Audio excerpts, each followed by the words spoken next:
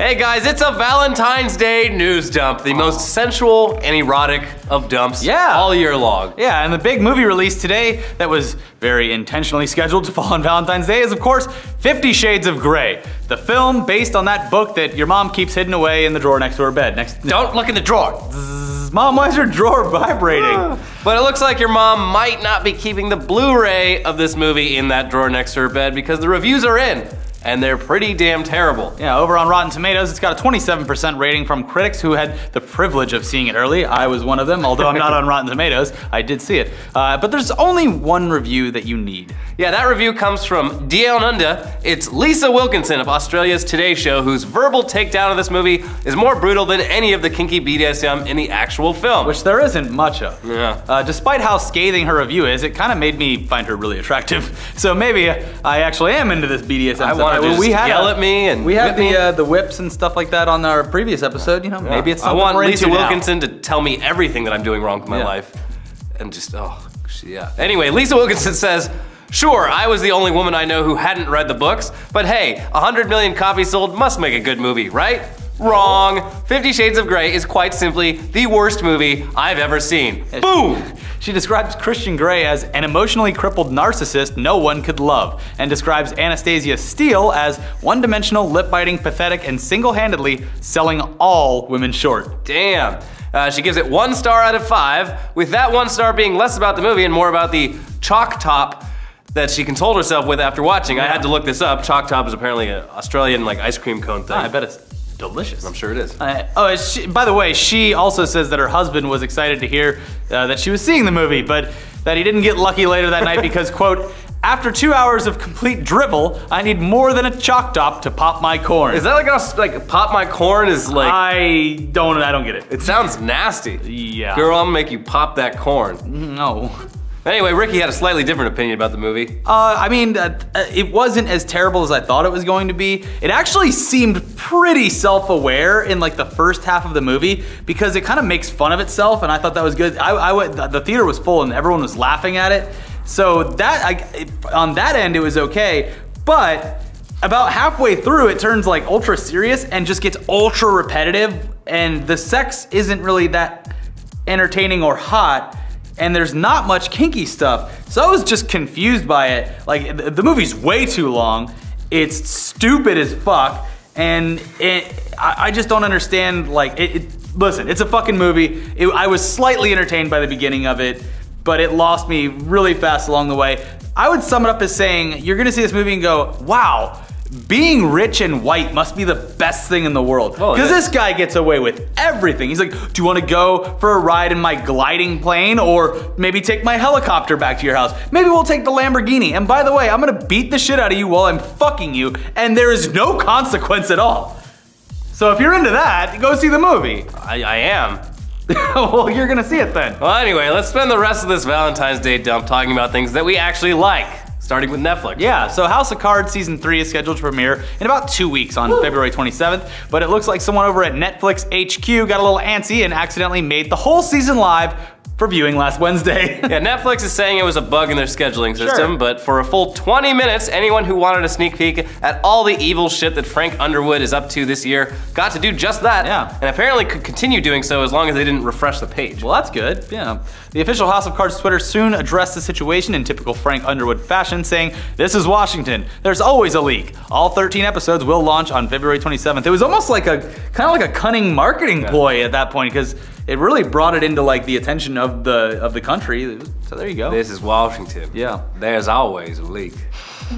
All right, So they also retweeted a screenshot that someone took of an episode's endless loading screen once the problem was fixed. Oh. You gotta ask, in the age of constant leaks that we're living in today, did Netflix do this on purpose? I don't know. It definitely got the internet talking, like we said, and leaks are probably the best free publicity around these days, so maybe, I don't know. Yeah, I didn't even remember that House of Cards was coming back, and it was all over the news this week. But moving on to something else we love, The Daily Show, whose host Jon Stewart announced he'd be leaving the show later this year after hosting since way back in '99. Yeah, in that time he basically took a little comedy news show on a little cable network and turned it into some of the best comedic journalism of all time, and also like the most beloved late night show on American TV. And just regular journalism. He did an incredible job. The show has also basically been the flagship program of Comedy Central alongside South Park for a very long time, so it's no surprise that his announcement would affect the market value of Comedy Central's parent company, Viacom. And goddamn if it didn't do that, cause woo. Yeah, so pretty much as soon as that news hit the streets, Viacom stock dropped nearly 1.5% on the NASDAQ charts, an amount that's equal to $350 million. Goddamn. Although since it has basically bounced back, it's just cool to see that while us Daily Show fans stress out about how anyone could replace Jon Stewart, Viacom's investors are doing basically the exact same thing with their money. Yeah. And so far, plenty of websites and news outlets have thrown in their suggestions for who could or should replace Jon Stewart, but nobody really sticks out as having that special blend of humor and intelligence that Jon Stewart has. Yeah, we can't really think of too much, but even before any of this was announced, the makers of Hot Tub Time Machine 2 decided that in their version of the future, Daily Show correspondent Jessica Williams would be hosting the show 10 years from now. Yeah, so this clip is pretty funny. Uprock's got its hands on it, and apparently in this future, self-driving cars get in fights with each other, and Neil Patrick Harris is president of the United States. So, that's cool. But hey, if we had to pick any existing correspondent on The Daily Show to pick up the torch after Stewart leaves, Jessica Williams would probably be our pick. I mean, she's great, but seriously, who the hell knows at this point?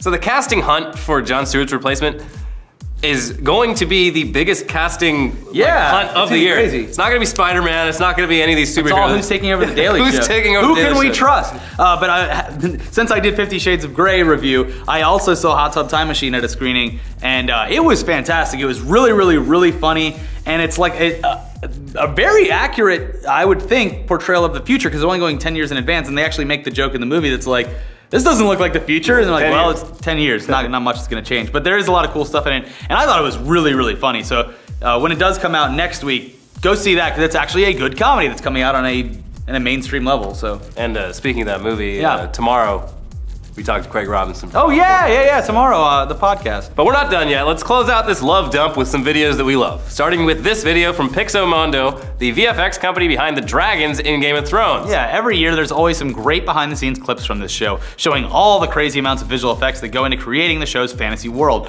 But this one's all about those dragons. Yeah, it'll really make you appreciate the work that goes into making probably the best CGI creatures on television. These dragons look so convincing, and it's because the artists behind them have their entire skeletal and muscular systems totally mapped out to make sure that they look and move as realistically as possible. Yeah.